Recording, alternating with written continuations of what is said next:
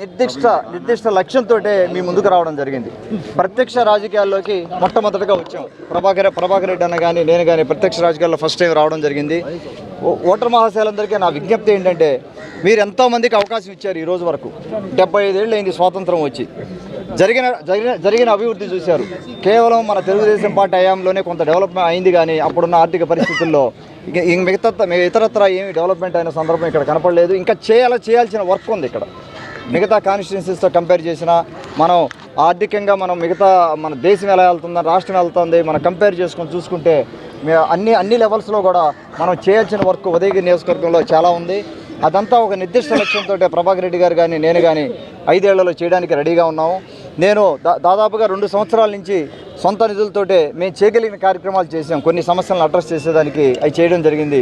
ఈ 5 ఏళ్లలో కూడా ఇద్దరం కలిసి టూరిజం ఒకటి డెవలప్ చేయాలి. ఇక్కడ ఉదయగిరిలో ఆయన వేమిరెడ్డి ప్రభాకర్ రెడ్డి సహకరిస్తానని చెప్పారు. ఆయన ఎంపీగా పార్లమెంట్కి కానీ వెళ్ళగలిగితే, ఆయన కానీ గెలిపించి పంపించగలిగితే ఆయన ద్వారా మనం టూరిజం డెవలప్మెంట్ చేసుకోవచ్చు.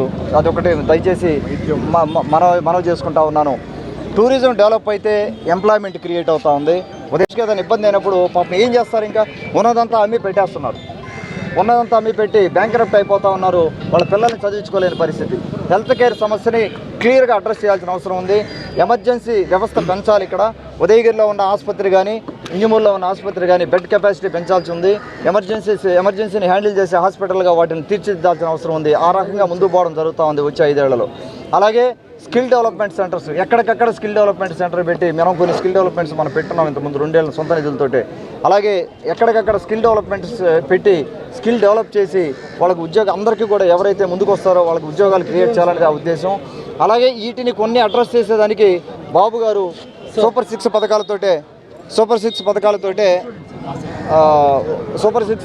పథకాలు క్రియేట్ చేసి ఆడపడుచులకు అండగా కానీ ఒక కుటుంబానికి ఎలాగా అండగా ఉండాలని చెప్పి పథకాలతో రావడం జరిగింది. అలాగే కళ్ళలకు రెక్కలు అవ్వచ్చు.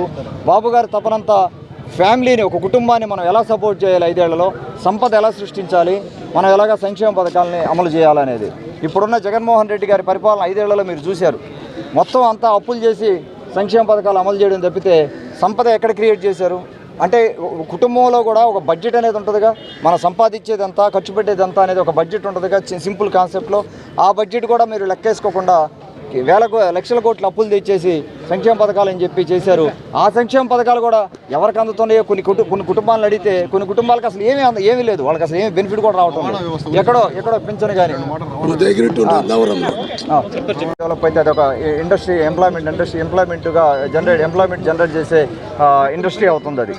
అలాగే సోదరుడు చెప్పినట్టుగా హెల్త్ కేర్ గురించి అయితే ఇంకా చెప్పే పనే లేదు. ఉదయగిరి నియోజకవర్గంలో 8 మండలాల్లో ఇంకా అసలు దాని గురించి మాట్లాడుకున్నామంటే బయట వాళ్ళకి తెలిస్తే ఇంకా ఏంది ఇంత దారుణంగా ఉంది ఉదయగిరి నియోజకవర్గం అనే పరిస్థితి బయట ఎవరైనా విన్నారంటే. సీతారాంపురంలో కానీ ఏదైనా సమస్య వచ్చిందంటే, ఎమర్జెన్సీ సమస్య కానీ ఏదైనా వచ్చిందంటే వాళ్ళు ఊపిరిపోయినట్టే. మొత్తం నెల్లూరుకి కానీ, ఆత్మకూరుకి కానీ పోయే లోపల, కావలికి కానీ పోయే లోపల వాళ్ళు ఊపిరిపోయినట్టే. సో ఇది మనం ఖచ్చితంగా అడ్రస్ చేయాల్సింది. రూట్ లెవెల్ నుంచి, సంస్థాగతంగా రూట్ లెవెల్ నుంచి, ఒక ఫ్యామిలీ లెవెల్ స్ట్రక్చర్ నుంచి మనం ఈ హెల్త్ కేర్ మీద ఫోకస్ పెట్టాల్సిన అవసరం ఉంది. అందుకే మనం ఎన్టీఆర్ సంజీవని ఆరోగ్య రథం పెట్టి 29,000